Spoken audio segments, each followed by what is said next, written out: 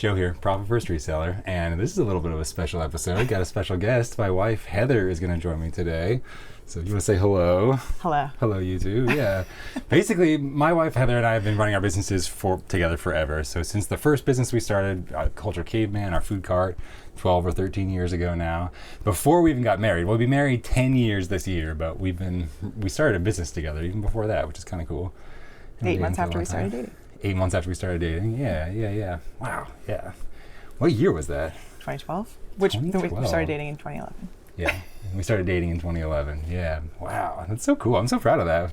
Like, we're old now. We're like middle-aged now. I'm nervous. That's fine. Now I have 4,000 subscribers. This is a big deal. It's like stepping up to a microphone when people are actually listening. It was easier for me to start our YouTube with like nobody listening, but...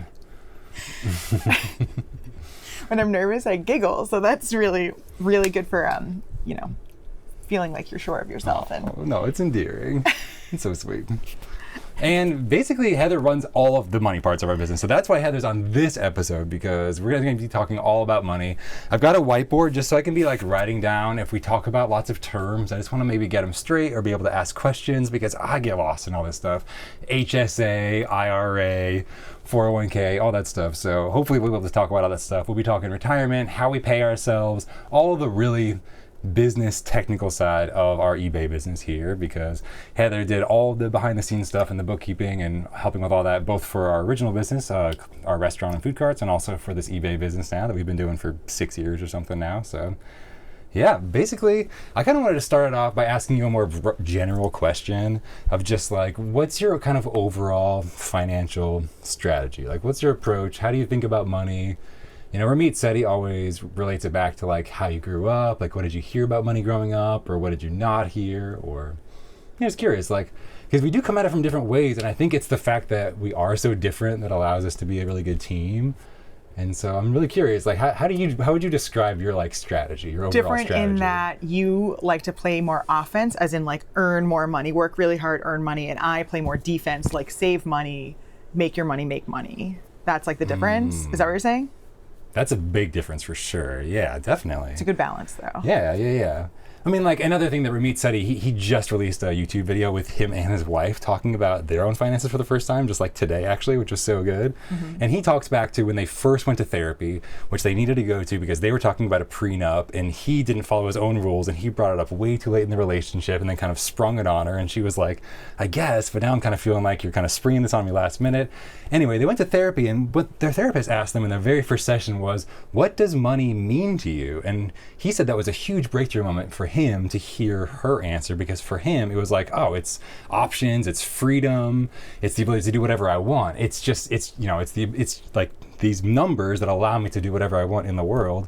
And to who's now his wife, but his fiance at the time, she said, no, for me it's safety, it's security, it's completely different. Like, I need money in order to feel secure in my position in the world. And so she kind of felt like maybe, it wasn't a fair setup with the prenup and stuff, but I kind of feel like, like, what does money mean to you? Because to me, I kind of relate to that. I feel like money is optionality and it's freedom, but that's coming from privilege. I'm coming from a background where I have two parents where if I lost everything, I could go sleep on their couch and be fine. Like, I'm like super lucky in that way where I don't have that underlying worry, or I don't know, like, I feel like you were really independent financially and way earlier than me, definitely in your life, like way earlier than most people. I'm wondering, like, what was the driver there? Like, what was your driver for like saving up? You've always been so good about saving up money and like thinking about long term, or saving up for a big travel or a big like world.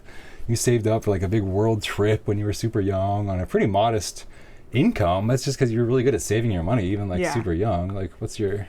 Yeah, I think I grew up a little more working class than you did, and recognized that scarcity ruins your time on this planet.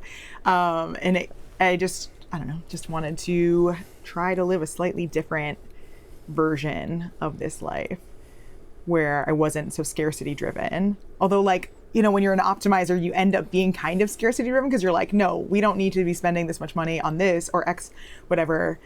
So you're feeling like that scarcity mindset, but I think you're also trying to propel yourself forward. So like, you don't end up in a situation where you're actually in a scarce place. Yeah, optimizer is one of those terms that Ramit Sethi, again, he's this financial guy on YouTube and Netflix and stuff that has really affected the way that at least I think about finances. But he talks about an optimizer as one of the archetypes of how some people look at money, of really being able to look at the spreadsheets. He himself identifies as an optimizer, of somebody who really loves the numbers and gets satisfaction out of setting budgets and feels that sense of control in looking at the numbers.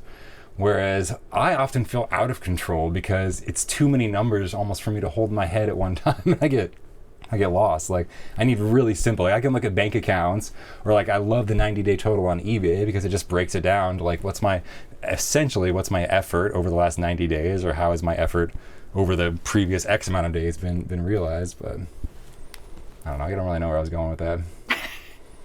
What's your money motivation? You think it's like similar? I think it would be scarcity, similar. like not repeating the scarcity growing up, and I mean, similar to what hard. you were saying with Ramit and his wife, where I would view money more as security versus freedom. Yeah, and we love this community called the FIRE community, FIRE, which stands for Financial Independence, Retire Early, and there's like a whole subreddit and all that, and a lot of that. My favorite part of that is, again, breaking it down to a very simple number of just like, what's the number that you need to actually retire? Like, how much would your net worth need to be? Because then it's a little bit of a complicated calculation, because you got to figure out like what's the compounding interest, and then figure in inflation and all that stuff. But there are calculators online now that make it pretty easy. But just figuring out your number. And I think that, Ramit Sethi often talks about being an optimizer being a problem, but it's often because he's talking to people who are already super wealthy, but their like nervous system hasn't really realized it yet a lot of the time. I think that's maybe the only criticism I've ever seen in the comment section, is he often talks to people who are making six figures or multiple six figures or more, and yet they're still worried about the price of frozen blueberries and price comparing to save that extra dollar, because that's what got them there. But at a certain point, maybe the only problem with like super focusing on the small details is, at a certain point, maybe the point of life is not to always focus on the small details, but to enjoy the bigger picture. So and you're good at reminding me too that like your time has value. So like if you drive an extra 20 minutes to go to the gas stations that's 10 cents cheaper, both you're using more gas and you're taking up maybe 40 minutes of your time to save a little bit of money. So recognizing that your time has value, especially when you're working in this kind of business where I can just go process a bunch of Wii remotes for the business and make a couple bucks in a few minutes, it starts to make sure you keep yourself in check. Yeah, that I wonder. I've almost seen that change in you recently. Of like, wow, I could turn time into money, and like seeing the results. Like half of our sales recently have been from your listings on our eBay store. Yeah, I think since the kids have gotten older and they've needed me less urgently all the time, it's a little easier for me to take a step back and do more projects with the business than I did the first, like a few years ago. It's insane you're doing as much listing as you're doing, because she's also handling all the homeschooling, all the scheduling for our life, all of the cooking, cleaning. I mean, like so many things in our house. Just like the majority of like all that stuff, and the majority of like handling the kids' questions all day, every day. And it's just, I don't think I could do. I tried to do eBay listing yesterday with our youngest in the room for like 30 minutes. And I was like counting it on my watch, and he was literally asking me a question approximately every 30 seconds. He would be interrupting my train of thought again. And it was hard. It was really hard to get any work done, and certainly at the rate that I would normally get done. So it's amazing that you, with the kids still being so young, they're 3, 7, and 8, that we get anything done at all, or that you do. But yeah, you're also doing listing downstairs sometimes and processing, and it's really cool. And especially when we can just literally, we have these replenishable items on our eBay store now, where we can just work on something like a Xbox power supply or a Wii remote, and it's pretty confident that is going to become X amount of dollars in our bank account within a few weeks or a few days. And empowering. Yeah, we were joking that I was saying I get so much listing done when I'm downstairs, or so much processing done when I'm downstairs, and the kids we're all watching a movie together, but I'm like processing something at the same time. And I was thinking it was because I get too distracted while I'm processing. And you're like, no, it's because the kids have stopped asking you questions every minute, or they stop like interacting with you, and you can just like actually focus for an hour and a half. So that's been a fun little upgrade. Hopefully helps the business as well. Yeah, and on top of all that, so you hear a lot. You've always in our business, you know, I've been full time on eBay now for 6 years, and then our restaurant before. You've always handled payroll. You've always been the first line of communication with our accountant as well, and providing her all the documentation she needs, going into QuickBooks and like categorizing sales at the end of the year, and making sure our you know, we got so much to get into, but maybe the first of all, maybe we could start. How do we get paid? Like, how do we get paid in our business? How does that work? I mean, I know that we use Square payroll. This is like a service because you have to. Do you have to pay someone? Can you? Yes. Okay. How So does it work? We have to back up one step because we are structured a little differently than a lot of other eBay resellers, and I think it makes sense to dialogue why and when it makes sense to maybe look into this structural change. So typically, when you start a business, you are going to be categorized as a sole proprietor with the IRS. To change that, you would need to first file as an LLC, but an LLC is a disregarded entity as far as taxes are concerned. So if just an LLC alone doesn't really do anything tax-wise, a disregarded entity meaning the IRS doesn't care. You would still default back to sole proprietorship or partnership if you happen to be in a partnership. But we were structured as a sole proprietor to begin with, and then we switched after when we went full time essentially. So back in like 2020. Before that, we were still doing the restaurant. So we were just part timing with eBay. But we switched to getting an LLC, and then we filed the election for an S corp. So that is LLC plus S corp. There's no real reason to file for an LLC unless you are also going to elect to file as an S corp, and that's like form 2553 or something. Because filing for an LLC doesn't actually matter. It doesn't really do much. There's not a lot of liability that would be involved in this, and depending on what state you're in, it varies wildly what fees you're going to have to pay. So back when we had our LLC S corp all in Oregon, it's like I think it's $100 a year to begin one, and then $100 a year every other year and you have to keep refiling. In Texas, it was $300 once, and then you never have to refile. But somewhere like California, it's like $70 to start, $20 for the first report, and then $800 every year. So you're gonna have to weigh it out. $800. Just $800. Yeah, That's so much more. There are pluses and minuses to all of it, and you just kind of have to weigh it out because what you save on is self-employment taxes. Yeah, basically all this is about saving on taxes, right? The whole reason you'd even care about any of this, everyone starts off as a sole proprietorship. You have the option to file for an LLC and then become an S corp as well, or file as an S corp if you want to. That's all just about maybe because if you think you're going to be paying less taxes in one than the other, if that matters. Tax to you. Optimizing, essentially. Really, at the end of the day, right? That's pretty much what matters. Optimization for taxes. Does the LLC prevent you from getting sued and stuff? Is that one thing it kind of does? Yes, but in this particular business, it's not super relevant. And like the cost of filing would probably wouldn't be worth it almost anywhere. Yeah. And you can get an LLC, something that when I went to look it up yesterday to like remind myself of some of these numbers, it is free to file an LLC, and that there are fees associated with the filing, but there's so many scammers when you try to apply for your EIN or your LLC that are like, we'll file it for you for $400. Like, it's free to get an EIN if you want one. You just have to go to the .gov. Make sure you're on a .gov website when you do it. Do they send you like physical letters, or how do they reach out to you? When you Google search get my LLC in Texas, it'll be like the first 3 results will be like shenanigans, where they're just going to give you the same form that the .gov website's going to give you, but they're going to charge you $40, $300 to fill it out for yourself. Wow. So just a little something to look out for. But when you start to make more than like $40,000, $50,000 in profit, bottom line number, is when it starts to maybe make more sense to elect to file as an S corp, because there are added associated fees. For example, the LLC fee, that's an added fee that you wouldn't have to pay if you just stayed as a sole proprietor. And you, by law, when you file as an S corp, you are then required to pay yourself a reasonable salary. That's pretty loosey-goose, but it isn't like $5. So we have a payroll provider, like you mentioned, Square, who every month I just input our numbers and company contributions for our HSA, which we'll get into later.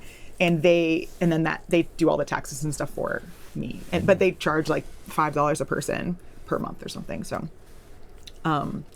there's a little bit of added fees there. And then there's added complexity because you'll need to file a separate return at the end of the year, which costs money as well. And because both an sole proprietor and an S Corp are pass-through entities, the taxes are still going back to you personally, but you can use owner draws to kind of offset some of that as well. So you're paying yourself via payroll. So how do we pay ourselves? Two things. We pay ourselves via payroll, and then we pay ourselves an owner draw as well every month. We just do salary essentially, so it doesn't really matter how many hours you're working. We just pay. We kind of set what we wanted to make, and that's kind of the profit first ethos. Is what we set our profit like we wanted to have, and then we kind of like made our business reach that essentially. Sometimes we miss the mark. I think I missed the mark a little bit last year. We paid ourselves like $5,000 too much, but we kind of had a surplus going into the year, so it all kind of worked out. So we pay ourselves both via payroll and as an owner draw every month. And then would we have to do payroll if we were still a sole proprietorship, or is that only something you have can just to do owner draws? You just only do owner draws, and that's fine with the IRS. Yeah, and it's all going to be classified as that's income. Just one more extra expense. So, like that's the reason. Like you need to be making at least $40,000 profit. You estimated at least for our situation, but like maybe talk to your accountant. But like 100%. Somewhere around there, we operate at around 25% profit margins. That means 160,000 total sales for the year is what we would be looking at before we would want to be switching for our particular business model. But yeah, again, talk to your accountant. There's expenses going into this, but potential savings as well. Yeah, you'll be spending that $100 to $300 to $800 a year on your LLC, and you'll also be spending a little bit of money on your payroll, and then you'll be spending a little more money with your accountant to file that extra form for your taxes. When people talk about write-offs for taxes and like writing off your expenses, yeah. Can you do that as a sole proprietorship, yes. or do you have to be an LLC? Yeah, of course. You totally Absolutely. Can. Okay. Yeah, that's like every eBay business is like going to be able to put what their expenses are, their COGS, their supplies, all, and reduce that from their gross. Hopefully nobody's paying taxes on their gross unless you just don't understand what you're doing. Right, because if you don't claim expenses, then the IRS would assume that everything that you made was profits. You have to claim expenses, but anybody can do that. Yep. Cool. Okay. Yep. All right. Anything else we're missing about how LLC or sole proprietorship or how we pay? So yeah, basically we pay ourselves a salary, which is like a regular amount, and then a fluctuating amount of owner draws based on how the business is doing or what our particular needs are for the month. Or yeah, I like to keep a pretty set amount in the business savings account, and the owner draws are pretty consistent, but and I use the savings account to kind of go bigger or smaller when we have like this month, which was a little smaller because we were all pretty sick, especially Joe. Whenever we get a cold, Joe gets like the mega cold of all time, and it stays with you. We're like, they know. I'm fine. It's been 3 days. And you're like, I'm in the trenches. Sinus infection. I mean, how many times have I said sinus infection on this freaking YouTube channel? A lot of times. It's been a few times. I think I'm finally good though, so hopefully I'll never say it again. Knock on wood here. We have 3 little kids. I was literally just talking to another mom about going to an indoor play place, and I was like, I don't think I'm gonna go because Joe's gonna get sick. I want to know what the cleaning schedule is. When was the last time they sanitized? Up in those tunnels. Nobody wants to. No adult wants to climb up there and spray sanitizer. And they love them, but no, I think not right now. Maybe in a few months. But then, no. You have to weigh it out. I was literally we got weddings this summer. Yeah, we have stuff to do. Can't be getting sick. Yeah, we take like 4 or 3 to 6 weeks vacation a year. But if you kind of use it when you're sick too, like vacation is also like sick time. And we already have a few vacations planned this summer, just a bunch of people getting married, which is so lovely, and family vacations. 99% of our vacations are just to go visit family, which we love, but still. We have awesome family. Anyway, so that is how we pay ourselves. Moving on to the next option we were talking about was like... Yeah, you mentioned HSA. Do you want to talk about what HSA is? So through our payroll, we also put some money away in something called an HSA. Which is a health savings account. Okay, so what's that? A health savings account is a very unique retirement, maybe not retirement, vehicle. It's not specifically a retirement vehicle, but you can use it as one. This is kind of... I feel like this is too deep anyway, okay, we're just going to do it. We have two forms of insurance basically for our health. As like ways that we put away money in order to make sure that our healthcare is taken care of, right? Like one of them is this health savings account where we basically are putting money away each month, but instead of going to an insurance company, it just kind of builds up on our own account, but this money can be used tax-free to pay stuff. So insurance is not going to cover it. And you can invest the money in your HSA, which is the big picture here. Why we use it. So in order to qualify for an HSA, you need to have a high deductible health plan. So not like a normal health plan where your deductible is like $1,000 a year. It's big. It's like $6,500 or $13,000 for the family. So why does it have to be? I don't know. I think because it's so good. Because high deductible health plans are horrible, right? I mean, depends on who you are. Yeah. For us, it works great. I didn't have one when I knew I was going to be having a baby that year, though, because it's too expensive. Like we would have paid that entire fee out of pocket. So I waited until Hunter, our youngest, was born before I switched to having a high deductible health plan as well. But the thing about an HSA, which is pretty cool, is it's like triple tax advantage. So the business is the one who's contributing the money to the HSA for us. This year it's $8,300 they can contribute. Each or together? Yeah, that's the family limit. Okay. Sorry. We're talking so long, the screen is dim. I don't like it. But it's just overheating because we were having such an awesome long video. Okay. It's fine. Okay. Yeah. So the business puts in the money for HSA, health savings account, and it is not paying payroll tax on the money it's putting in for the HSA. Great. Check one. Check two is we then invest that money. We are not paying taxes. We are not paying taxes on that $8,300 either when we put it into the account. And then three is the money theoretically grows if you don't spend it on health things. And then as it grows, it might have like gains. We put in $8,300, maybe in 7 years, it turns into about double. So like, let's say like $1,600. We don't have to pay any taxes on the gains either. So it's triple tax advantage. It's the only retirement account that is triple tax advantage, and I think that's why it is limited to high deductible health plans. We are in a position where we don't use very much health care, so it works for us and for our family. There's also no statute of limitations on that money. It's not like an FSA where you have to use it or lose it within 1 calendar year.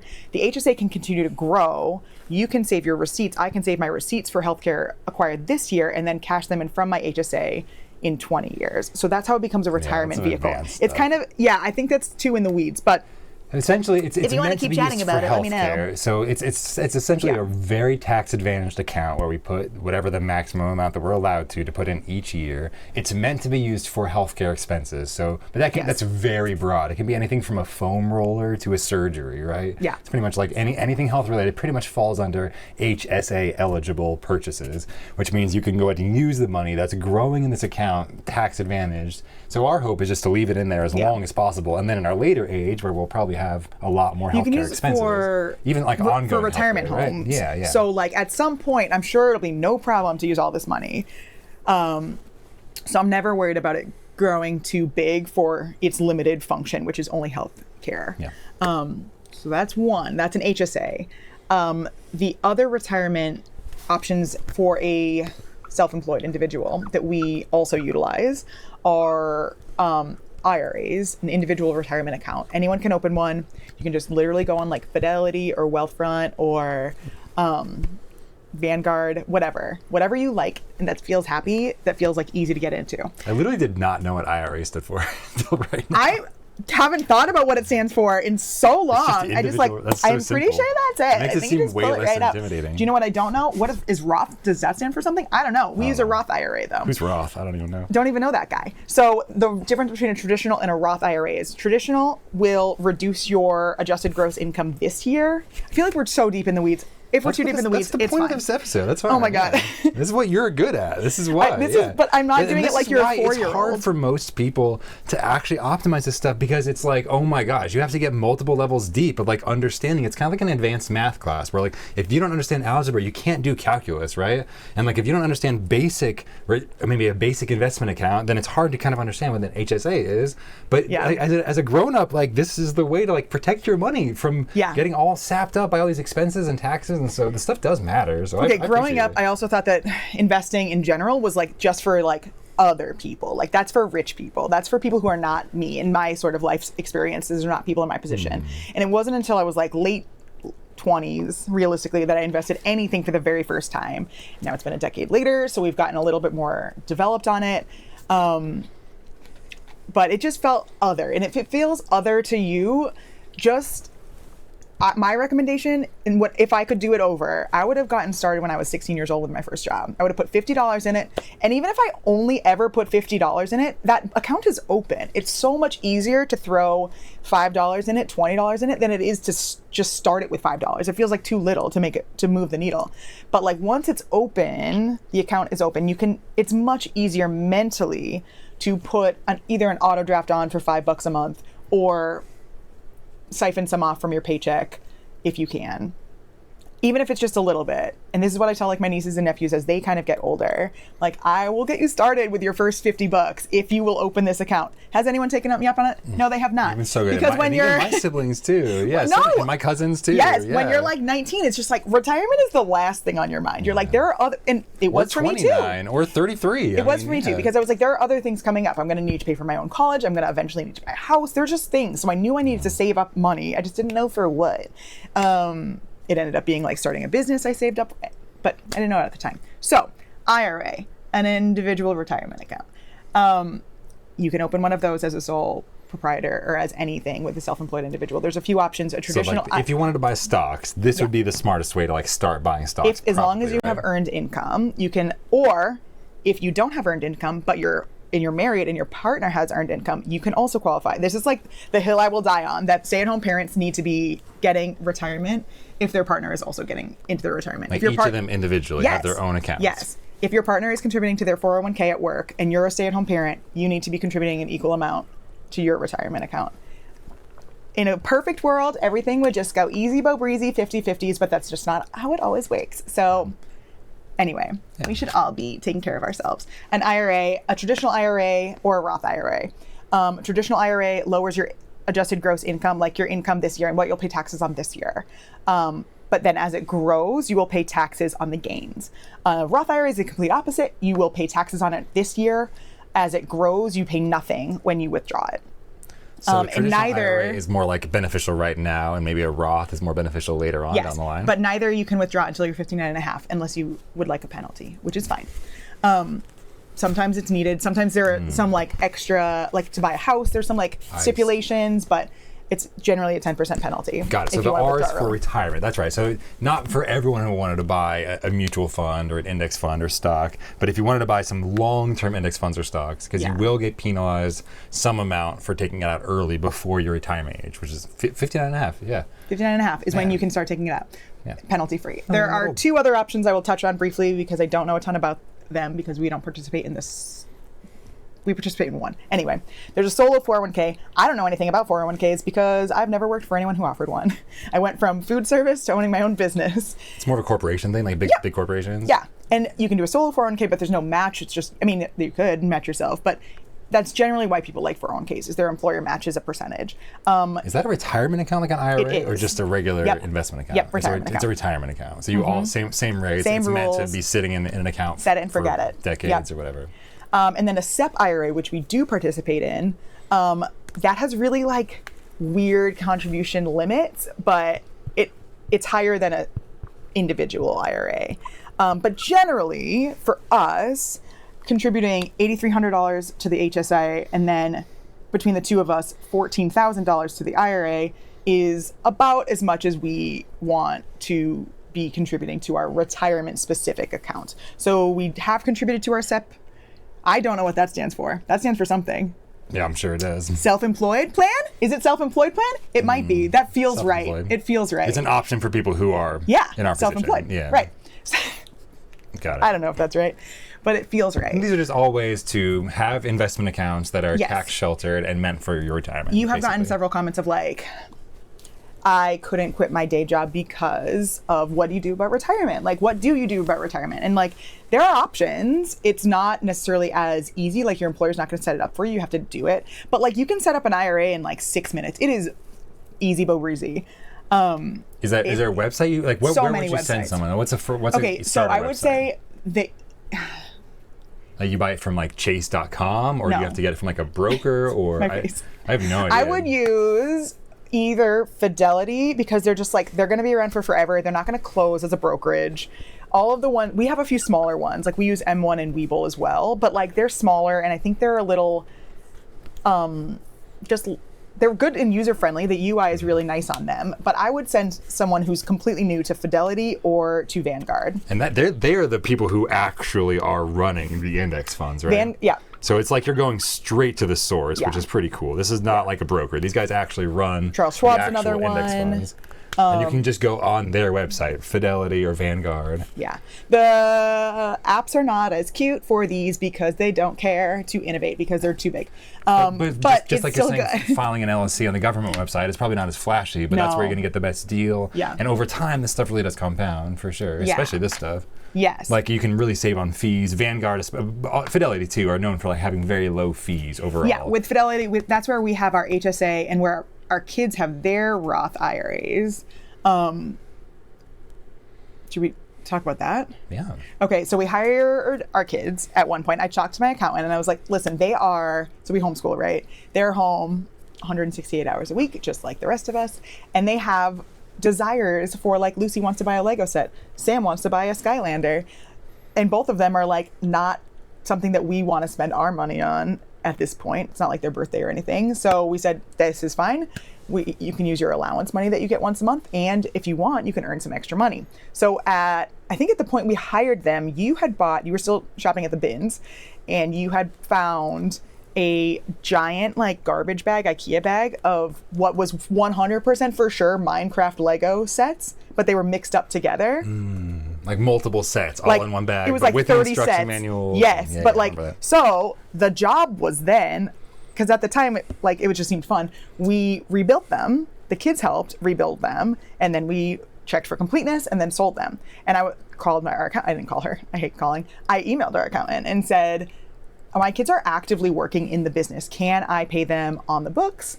And she said, as long as they're actually doing work, then you can. You have to pay them a reasonable rate. You cannot just pay them $100 an hour because what we're going to get into is then I was able to set up an IRA, a Roth IRA for the two oldest kids. The little one was only 1 year old, so he wasn't doing anything. So when you can hire your kids is when they're actually working for your business. They're actively doing work. They're not pretending to do work. They're actively doing work. Why would you do it? One, they won't have to file taxes if they're earning under. We file taxes for the kids because they're contributing to a Roth, and we want to establish a basis. But they won't be paying taxes because they're earning under the standard deduction, $12,000 or something. They're earning like a few $100 a year. A few $100. Yes. So. Yeah. Like what Lucy was doing the other day is she's like doing processing Wiimotes. She's earning a couple bucks. We give her the actual cash, and you are able to contribute up to what they earn into their Roth IRA. So they have a Roth IRA, and they both have like 55 years before they can even access this IRA. And that's just a lot of time for compound interest to take hold. You'll see it if you run your numbers in a compound interest calculator. Like run it, we're like 15 years, then 25, then 30. It's like, it gets bonker balls really fast because that is where the growth happens, is like later on. How young was Lucy when the IRS sent that letter and they were 5 like, years old. are you sure she's working? So apparently the 5 was kind of the where they were like, no, 7. seriously? 7 is the age where they won't send you the letter anymore. I see. So in Texas, can you hire your kids? Is that child labor? It depends on your state. In a lot of states, most states, there is an exception for children where your parent owns the business. So in Texas, that is one of those rules. You can hire your children, not child labor laws, as long as your parent owns the business. So that year they were literally the IRS sent me a note and said, what is your 5-year-old doing? And I said, she is building Lego sets, which is like such a weird job, but at the time it was like the actual job she was doing and spending time doing it. Like, it's like she's spending like 3 hours building these sets. Like, can I just pay her, the minimum wage in Texas is like $7.25 or something. Can I pay her minimum wage to build these sets? And they said yes. And I said, great, then let's do that. Because then we were selling them for $50, $100, whatever it was. Because some of those are expensive. Yeah. So yes, we hired our kids. They have been a little less inclined to be helping this year, but then it's like coming around full circle. Yeah, now there's actually some Lego sets, funny enough, that they actually want to buy. I think it really was them having a defined goal of something to save up to that made them both. Like Sam was just like, I'm fine, I don't need to work. But then we looked up this Skylander and it's like $35 on eBay. And I was like, all right, it's $35. You have 18. How, if you made $2 a day, and he loves doing math. So it was really fun for him to figure out how many days he would have to work to make, if he did 10 of the Wiimotes a day, $2 a day. Love that. So we pay them sometimes whenever they actually want to work. And okay, so that's their retirement. We hired our kids, and their retirement is now also starting, which felt like the biggest parent hack of like getting them started, because now they have, like we talked about, like they have the accounts opened. They'll be able to contribute to them when they're 16, and it feels so incredibly far away, but at least they have those accounts opened. That's cool. It's like in their name. I never even thought about it. Like that's like the same accounts that they'll probably end up using later on. And those are with Fidelity. And because they are so young that like these flashier, more interesting, better UI brokerage places may or may not still be there when they're of age and they need to be messing with them themselves. So Fidelity offers a custodial IRA, and that's kind of a rarer thing to have. So that's why we went with Fidelity. They also offer an HSA that is investable, fully investable. Some HSAs make you retain an amount that is uninvested, and Fidelity does not, and it's free. All of those accounts were free to open with Fidelity. So we use those. So you can like basically choose the stocks. Can you choose that? Is that all in your power? Yep. Like where that gets invested? Yeah, so for all of them, this is a little bit more in the weeds, they are 100% invested in a total market index fund, which means that we are almost entirely invested in a total market index fund as well. Something like VTI, VTSAX, those are the Vanguard versions, but Fidelity has zero cost index funds as well, so no expense ratios. So it's free to buy them as well. And then no ongoing fees with those. That is the total market, meaning we're not picking winners and losers. We're not saying like, I think this company is going to do well. I don't know.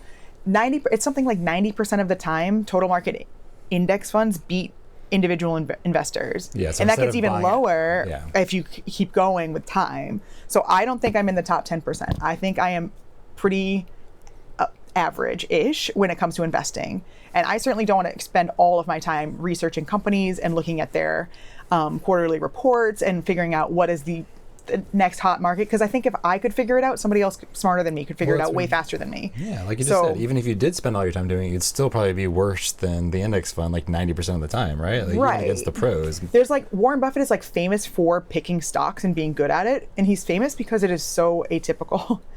So I think that it just makes sense for almost everyone. Okay, if you want to read a book about investing, one of the books I read that I think was more like regime changing as far as how to view financial matters. There's two. One is called Simple Path to Wealth by J.L. Collins. That's Simple Path to Wealth by J.L. Collins. He also has a 1-hour YouTube video, if that's more your speed. It's basically the synopsis of the book. He wrote it for his 18-year-old daughter as she was graduating high school. So it's written for like an intelligent but young and uninformed person. So it's kind of broken down, and his big thesis is like you do not have to be hitting home runs over and over to retire with the money that you're earning. You just need to be hitting like singles consistently, and that's kind of what the index fund investing is. Just like we're just going a little bit at a time. Like it's averaged like 11% for the last 40 years or something. Yep. You're not going to get like 20x gains in a year, but like over time it works out, and you're hedging your bets just by default because you are betting on every single company. All 3,600 publicly traded companies are represented in that stock as a weighted average for how big they are. So you're kind of just at the whim of the market. And that is kind of our general strategy, right? It's just reducing risk. Like once we've made the money, we're trying to hold on to it, especially these investments. And so that's why you choose an index fund that's not going to crash to zero with any likelihood. It's certainly not as likely as a single stock. Joe had some stock picking days back in when we first started and investing. A lot of that stuff. And guess who did better? It became boring. And your index funds. I also had crypto. For sure. And what was funny is that You asked me a question at a certain point that made me want to sell it all, Yeah. and you asked me if you had this money in cash. At that point, it was like $10,000 or $12,000 worth of like random crypto. You were like, would you buy crypto again with that 10,000, or would you just buy more index funds? And I'm like, you're right. At this point, especially with kids, and the way that you asked it just made so much sense. Yeah. I'm like, if I had that money just sitting in my hands, I wouldn't go buy crypto with it. Like, there's no need. I trust the investments that we've got are going to continue to compound. I'm not going anywhere. I trust the system. Like, we just got to keep putting it into the correct accounts. Like, really, we're just kind of following the basic fundamentals of what especially you've read in all these books and online of like, how do you just do it the right way? Just low risk. And yeah. So that question is like, if you had that money sitting in cash today, and that would go for any investment, like, would you put it back into, because sometimes investments are losers and they lose you money. And sometimes it's hard to sell it at a loss. At that point, you were selling your crypto at a loss. But like, versus like the peak where it had been at some point. It could keep falling to zero. Index funds are very unlikely to keep falling to zero. Yeah. And if they did, there would be like a bigger picture issue than like our stocks. That's one book, Simple Path to Wealth. The idea is just index funds are probably the right strategy. Again, J.L. Collins wrote it, and he has a great YouTube that's about an hour long, and it's the same basic theories in there. The other book is called Quit Like a Millionaire, and I think it's by Christy Chen. And the first half is like her super inspiring story about how she grew up, like kind of coming from like immigrants, and then moving on. It's like I like both of these books because they're both like mindset changing as well as like physically, like, what am I doing though? But like, what do I do? What are the tangible steps, the actionable items I can take to move forward? It's not just like, I get it, that makes so much sense, let's change my mind. But like, what? What am I actually doing? So both of those super helpful if you want to read up, get a little bit deeper on that. Quit Like a Millionaire and Simple Path to Wealth. Yeah. Cool. Those two. Cool, love that. We got another comment, or you got another comment, asking about health insurance, because health insurance is often tied to your job, and it's hard to maybe quit your job and then lose your health insurance. Or what is the plan if you were to do eBay full time for health insurance? Oop, visitor. Hey, Sam. Hello, we're doing YouTube. No, you can pick your daily after we're done. Because I'm doing a doing YouTube a video, YouTube video. But we will sing. They get to watch one She needs her YouTube phone. videos She's a doing day. that. And he's asking if he can pick his YouTube video today. We have to limit YouTube videos to one for the kids. They're too addicting. They love watching Minecraft streamers. Straight up, and that's it. We don't Minecraft love streamers. the ones that they like are very attention getting and loud, and it's just a lot of noise in Joe the will house. like literally like about face. So walk down the stairs and be like, oh, they're doing no. back up the stair. Absolutely not. Yeah, and they like the volume up on the TV, so it's just like this full immersive experience. Yeah, So. it's so cute though. Yeah, And it's it's our fault because we've created this scarcity mindset of like, you only get one a day. So it's like this treasured. Yeah, they're possession. daily. They call it their dailies. Their daily YouTube video, and they're always negotiating when it gets to happen. Well, we get 2 tomorrow if we don't get one today, and it's always a But it is negotiation. actually, that is a good point. Like, okay, so we've decided for YouTube videos, this is, again, how to teach your kids about financial literacy. They can build a savings account, but they cannot go into debt. They can only watch a video that's up to 30 minutes. If they want to watch one that's 45 minutes, they can not watch one today, so they can watch 2 tomorrow, so they can build their savings account. But they cannot go into debt. They cannot opt to not watch one tomorrow if they watch a double one today. Why? So many reasons. It's not good to maybe go into debt. 2, tomorrow comes and they're like, no way. Yeah, we tried it. We tried letting them say like, okay, you can watch the long video today and we'll just skip the video tomorrow. But so they're tomorrow, essentially they're so going into sad. debt. And tomorrow they're like, no, tomorrow then. Let us watch a video today. Yeah. And then tomorrow we won't watch a video because they're now regretful of this decision they made in the past. It's hard to make those decisions as a kid. They're so little. Yeah, getting yourself into that cycle of debt is just, it's sad. It's hard. And it seems similar. It gave me echoes of like seeing people that are stuck in a cycle of debt with paychecks or paycheck loans or something like that. So Yeah. So teaching the kids financial literacy is something that I think is really important to both of us. yeah. That was just one example. The other, what we were talking about with like their allowance, they get $5 a month each for their allowance. Not Hunter, he doesn't care yet, so you don't give him anything. Hunter's the youngest, yeah. Right. So that is not tied to their chores. You kind of touched on this in another video, but like it is not tied to their chores because they cannot tell us, hey, actually, I don't want to do chores for the next month. You keep the $5.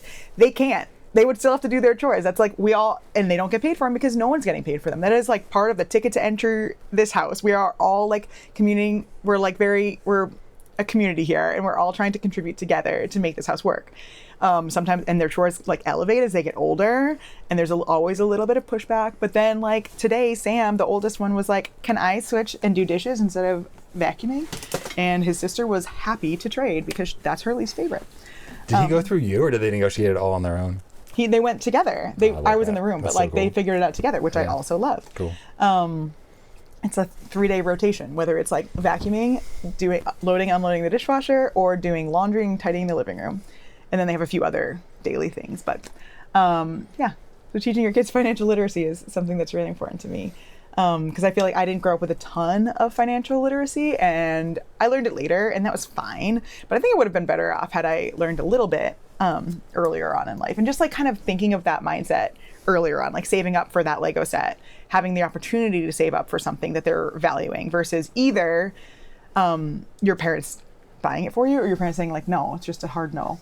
I think when you start, there's another book called The Opposite of Spoiled. And that really like has a lot of great points about how to raise kids with financial literacy.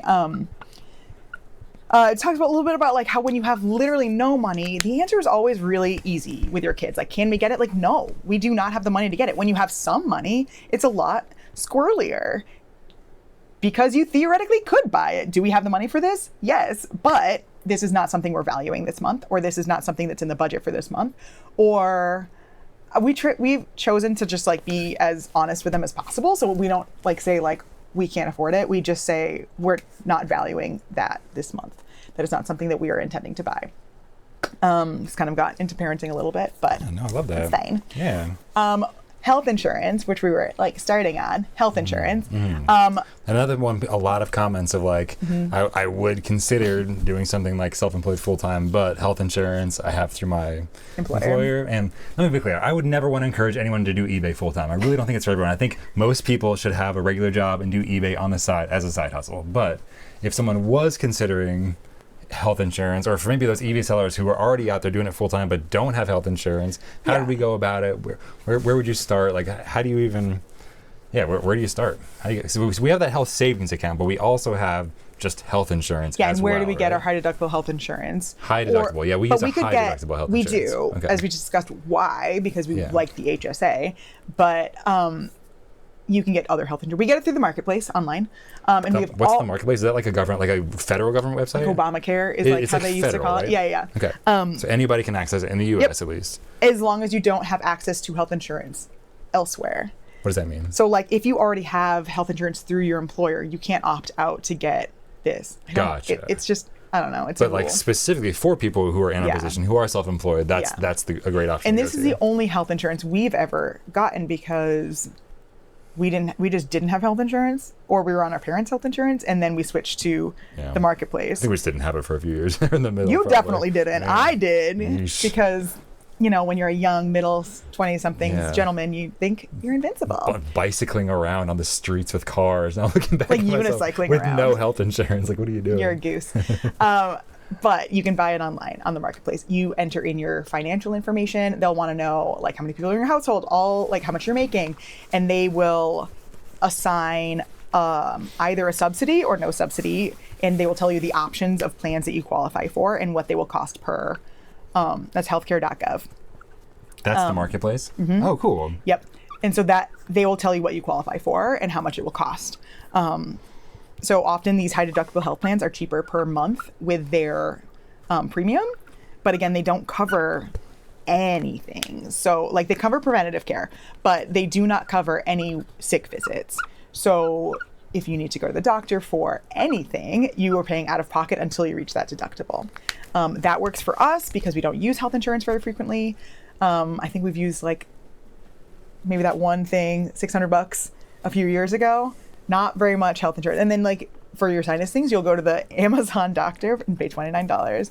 Yeah, and that kind of cheaper. stuff, it's easier just to go pay out of pocket, find a service that offers a cash price to see a physician, usually just through a Zoom call or something. You usually pay $40 or something if you need an antibiotic or something. But yeah. And I'm able to get dental insurance for both me and the kids. You have opted out because it's $12 a month. So you're like, I'm not doing that, which is fine. Yeah. But it does. I mean, like, so having a high deductible. So what was our deductible again? I'm sorry. It's $13,000 for the family. I think. That's $13,000. Yeah. I don't something remember. around there. I And think. what I was We've never looking used up it, on so. ChatGPT. So there is a surgery you can get that would help with sinus infections. It's like a recurrent issue that I'm having, but it would cost around $10,000, which is still under the $13,000, which means it would basically be completely out of pocket for us. Yeah, I think unless we switch as an individual, something. you're only $65,100. Yeah. So like you pay a few $1,000s out of pocket. Still maybe worth looking into, but it is a cost, and that is one of the downsides of having a high deductible health plan. Is you have to weigh out whether it makes sense to maybe go in to see a specialist or not. Yeah. And at this point, since we would theoretically maybe have we would be able to get some of the money to pay for it. I mean, we also have the HSA, but we wouldn't want to use because we want that money to continue to grow and compound. Yeah, right? I would use our emergency savings. We would just use like our emergency fund or something, or try to. We preferably just save up for it, create a separate account, and save up. I have money saved up for something. We have an emergency fund in. Not an HSA, an HYSA, a high yield savings account, which gets 4% interest. And that is where we store our emergency savings account. And it has, you can make buckets, which I really like. So it has a few other buckets. Like we always go on a family reunion, and that costs about $750 a year. So I just put a little bucket, put it to the side, every month contribute to it, and it's over there in our high yield savings account. Yeah, let's talk about high yield savings accounts for a second. So that's where we keep a lot of our extra money, both personally and in the business. Yeah. Extra money that we want to keep a little closer to be able to use it. We don't want to put it in an investment account yet, but we want to earn some interest. So there's this option called a high yield savings account. Yeah, right? general rule, I'm not going to say rule of thumb, but the general rule is if you need the money within the next 3 to 5 years, it probably doesn't make sense to invest it in a brokerage account. A brokerage meaning not a retirement investment account, just a regular investment account. So you put it in your high yield savings account. Got it.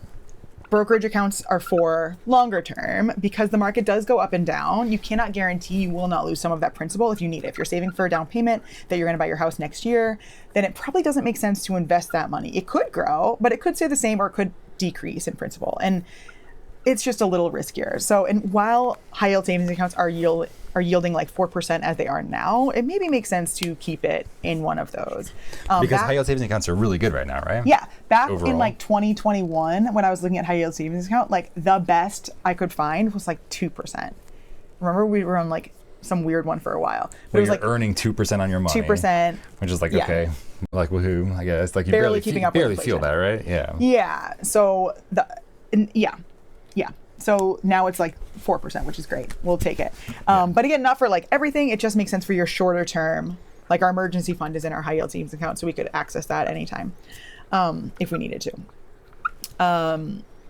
So we have both a personal high yield savings account, and that works really well. But we also have a business savings account. There's not that many of them. We use Live Oak Bank. There's no like referrals or anything there, so I just feel very confident, easy recommending that. Live Oak Bank, because it can keep the money in the name of our LLC, not in our personal name. Our accountant was like, it's in your LLC name, right? Right? And I was like, it is. And she was like, thank the Lord. Because it's so much easier for her to keep things wildly separate. And that makes it easier for everybody for figuring out those expenses, figuring out what you can deduct from your gross, like keeping it very, very separate. You've talked about this before, but like the first step, what you should do when you're starting your eBay business is to make a checking account and to get if you're going to use business credit cards, business checking but account, a business one for your business to keep it at arm's length and to keep your assets very uncommingled. Makes everything easier at the end of the year when you're doing accounting too, because you don't have it's just, everything's just separated. Someone asked a few times about how we keep track of inventory. And I think that's a tax question realistically, is how do you keep track of inventory? Because we don't necessarily know, because we buy in like pallets or like bigger lots even than pallets. Like you don't know what this one Wii dongle, whatever, costs you know what your pallet costs. Yeah, I know like what I paid per pound, but then averaging that out among all the items doesn't really make sense because I bought it for certain items that I could see maybe in the pallet when I was buying it or in this bulk buy or whatever in the boxes. And I'm like, but yeah, it doesn't necessarily correlate to the poundage. So I really paid more for the more valuable stuff. And that's just, and you're throwing some stuff in the garbage and oh my gosh. Yeah. So we just track the big ins and outs more because that's trackable as far as easily. Our accountant is concerned, you don't need to track on a granular level like that. She just needs to know how much did you spend this year on your COGS, cost of goods sold, like how much did you spend on your inventory, how much did you spend on your supplies, how much did you spend on your shipping, all of that, those things are going to go as line items to be deducted from the gross number.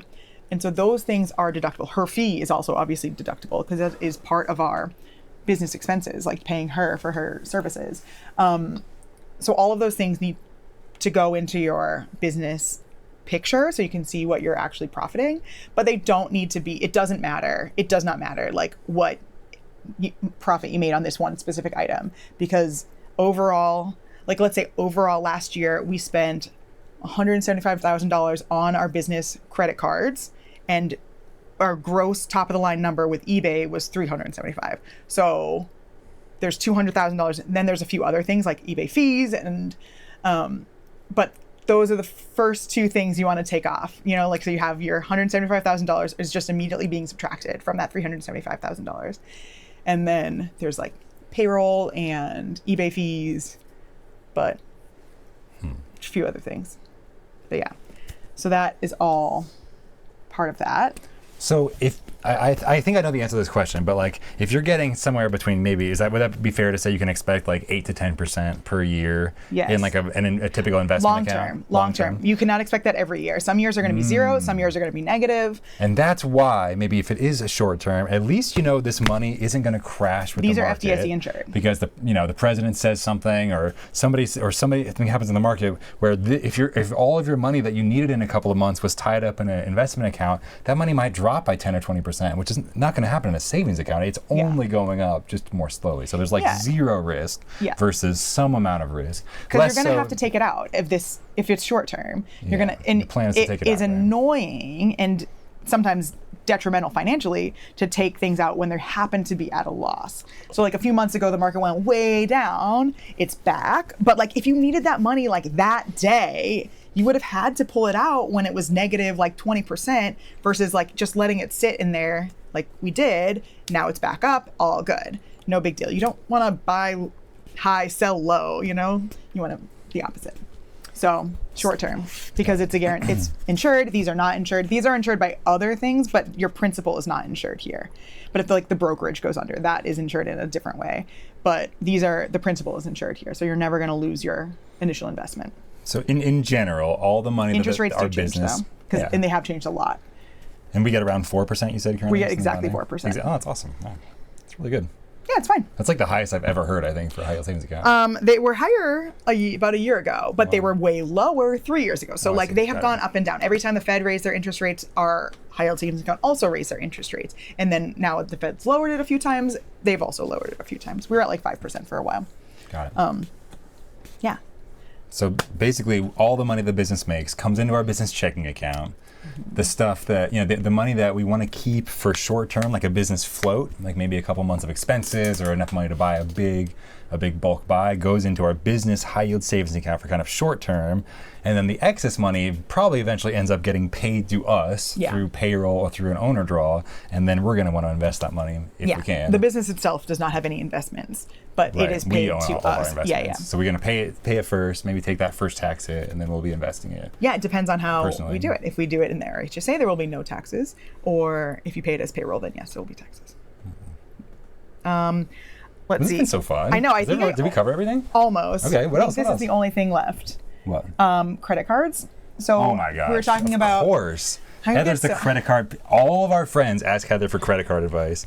So can we preface it? Do you want to give a little preface before we get into credit cards? Joe wants me to give a preface. Because I'm so nervous about recommending credit cards when if you look at the numbers, so many Americans are in credit card debt. Most people maybe I guess I'm doing the preface right now. Do it. But like I worry about talking about credit cards because we use business credit cards and personal credit cards, but we pay off our bills every month. So we are literally getting more money out of the credit card companies than they are getting out of us. We are using the system to our advantage.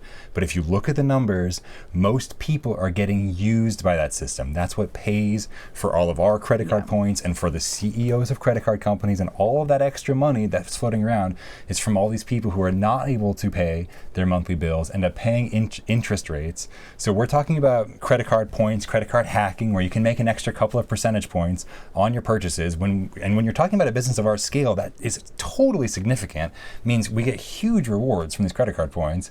But we're talking about 2 to 3, 4, 5%. Or more. Depending on how you optimize it, right? But credit card interest rates start at like 15% for the year and are often like 30%. So it's just not even close. So if you're ever in a position where you think you might not be able to pay off a credit card bill, I think that credit card hacking is not for you. You really need to be setting that money aside, keeping it in your account, and then immediately paying it off or paying it off at the end of the month. Don't whatever immediately it pay it takes. off. Pay it off at your statement due date. If you paid it off immediately, there are some risks to paying it off all the time. Some people do it, but if you pay off and then you keep using your credit card, some credit issuers look at that as like credit cycling. Like say your minimum, your overall, like they only want you to spend $5,000. So your limit is $5,000. You put $5,000, pay it off. Put $5,000, pay it off. They don't love that. So if you're really trying to work the system to your advantage, you'd put it on auto pay and just have the money sitting in your account and have it auto pay the same time every month. Yes. So there's a few layers there. We have, between the two of us, like 19 credit cards. How much interest have we paid? Zero. Zero, right? Right, because that's not the vibe, right? So what we do have some annual fees, but I don't keep a card with an annual fee unless it makes itself back. What were we doing? The credit card strategy. Generally, you want to make sure that you're treating your credit card like a debit card. You already have the money sitting in your business checking account. It's a really good way to put it. Yeah. So treat it like a debit card. Do you have the money in your account, or will you get it in the next 4 days, 5 days? You have they give you time to pay it. They give you 50 days to pay it, but it's kind of risky to go into it being well, I'm going to make this $6,000 purchase, but then I'm going to be able to sell them by the time the statement balance is due. So that's kind of higher level, but treat it like a debit card, and then you won't be able to get into trouble with credit cards. We do utilize them heavily, both for our business and for personal use. In like you were saying, at this scale, we're able to get some good rewards, like that vacation you and I went on, the first vacation since our kids were born, just the two of us, it was so amazing. Was paid for entirely by credit card points. I haven't had to pay for airfare in the last 8 years or so. That's because we're just cycling all of our business expenses through credit cards for the most part. That's earning us a ton of points and miles, and then we can just use that for our personal expenses, because apparently points and miles are not taxed in the same way, right? No, you can just kind of pass that IRS, directly onto us personally. We can just use them. The IRS considers points and miles that you get from the credit card companies to be refunds because you need to spend money in order to get them. So they're giving you a slight refund on your purchase. Some things are taxed. Referral bonuses are taxed, and bank bonuses are taxed because you don't need to spend any money to get those. But again, even if they're taxed, you're getting $600 and getting taxed $200, it's still net positive, so it still makes sense. And I wouldn't let the fact that they send you your whatever it is, the form at the end of the year, deter you from trying these things. But there are going to be those two particular things: referral bonuses and bank bonuses are taxed. Credit card points are not taxed. Cool. Yeah. So we utilize. There's a card in Chase's repertoire called the Chase Inc. Business Preferred. Not Premier, Preferred. And that is one of the cards that I think is more pertinent to resellers, because you get 3x on shipping purchases. Yep.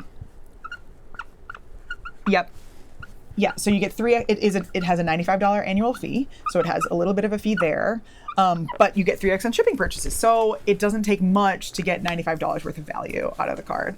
In addition, you get like a major sign-up bonus if you are able to spend a certain amount when you first sign up for it. So that's where a bunch of the money that we make from credit cards comes from, is the sign-up bonuses. So we just hook up our pirate ship account to this card, and then we just run all of our shipping labels, which is so much money. Yeah. Like so much. Yeah, so I think, what did we spend last year? $70,000 on shipping labels. So that's 210,000 points. 210,000 points can get our family of 5 around the country like 3 or 4 times. So that's just shipping. And then there's also like you're purchasing your inventory and all these other things that you can also utilize. So that would be good for shipping, but it is not an everyday spend card. You would want to couple that with the Chase Inc. Business Unlimited, which just gives you 1.5x on everything. This is, again, like, we're kind of in the weeds here, but if you're interested in credit card hacking, that would be a good duology for just sticking with one provider. So Chase is pretty easy. And they have good transfer partners, like they transfer to Hyatt where you get really inflated value.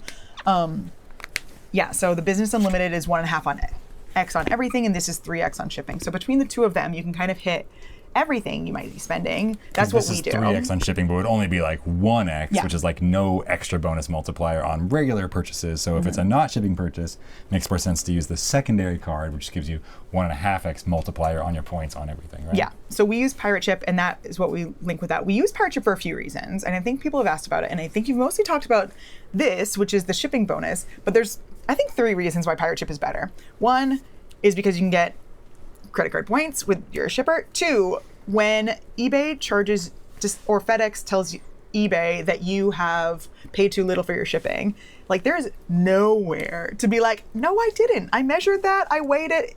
I was correct. Pirate Chip is freaking awesome at those. Like when you get hit with an extra fee from USPS, UPS, then Pirate Chip will you just say no, I didn't. And you contest it. And almost every time they're like, okay, it's fine. Because I think it's technically on Pirate Chip's corporate account that you're buying under, but they just include a link that says dispute this adjustment. You can say why the dispute, you dispute the adjustment, and then I think they file that on your behalf because it's under their account.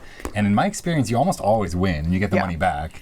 And I was looking at it because we use eBay for FedEx sometimes, and I could not find anywhere that I could dispute these undercharges, and they just bill you the retail rate, which is usually a lot. So that's super annoying. So that's reason 2 I like Pirate Chip, is their customer service is easy, intuitive, and way better than eBay's. And then 3 is I can say, Pirate Chip, can you just ring me up for $500 worth of labels? And then when that's gone, can you just ring me up for $500 more worth of labels, or 1,000, or 50, or 100? 1,000 is the biggest. We just chose the biggest, right? We do 1,000, but I was trying to not be too overwhelming. But got it. And that just prevents you from having a 350. What it helps is you don't have a bajillion notes on your credit card receipt. We did briefly this year, you were using eBay for a lot of them, but then it was just being annoying because it was only taking your things from funds for UPS and FedEx, and it was only able to use a credit card for USPS, which is just it just loses you money when you're getting these points on it. But it was really stupid that month because I had thousands of line items on our credit card receipt, and it's so dumb. So with Pirate Chip, you can just say bill me $1,000 at a time, and I'll have 4 to 8 line items on my credit card. It just makes it so much cleaner and easier to visually look at if I wanted to look at our receipts. Versus when you buy it with eBay, it's just every single shipping label just shows up. Yeah. 357 or 458. Same with QuickBooks. When I'm going to go through there and organize at the end of the year, there's going to be 70 labels with $70,000 worth of sales, or there will be probably a couple hundred on eBay of just the ones that I buy. A couple hundred? How many sales do you have a year? Oh, I just mean the ones that I actually there do. There would be 12,000. There would be a lot. That's crap. Yeah. I'm not doing that. Yeah. So Pirate Chip, for those 3 reasons, is why we use Pirate Chip pretty much exclusively. Yeah. Was there anything else we wanted to discuss? Are there any other questions? This is so fun. I know. I feel like you crushed it. I had a really hard time at the beginning. I was really nervous. But I feel like we kind of got a little deep on a lot of these things, and I don't know if I actually addressed any of it. I think we touched on it, but I would potentially be able to do a follow-up, maybe, if everyone's nice. And I'm so okay, but yes, we could do more if you wanted to get more into the nitty-gritty, and you actually did want me to get pretty deep. I was trying to keep it surface level, but also simple. But This was her keeping it surface level. I know, it's amazing. You have so much knowledge on this stuff. That's what I mean. I feel like I'm so we didn't glad. get into the details of like anything. Oh my gosh, I think we got into a lot of good details. Okay. At least the overall of our strategy, how we look at it, and I think. And enough again, like for people you to said, ask we don't questions, want to so. be prescriptive. Neither just the things that have worked for us, but some of them could work for you too. And if you're in a position where these make sense for you, take what feels right and just disregard the rest of it if it doesn't feel right for you, or ask questions. I'll be in the comments if you want helping answer. Ask questions about what am I talking about? That's also totally fine. Again, we're not accountants. We are not financial advisors. So take what makes sense and then just leave the rest. But Yay. I don't know. Great. That's all I think I you got. crushed it. That was perfect. Oh, Thank you so much. This has been Profit First Reseller. This is Joe and Heather. See you guys See you next in the time. comments. And see you in the comments. Yeah, I don't even know the thing. You know it better than me. Peace.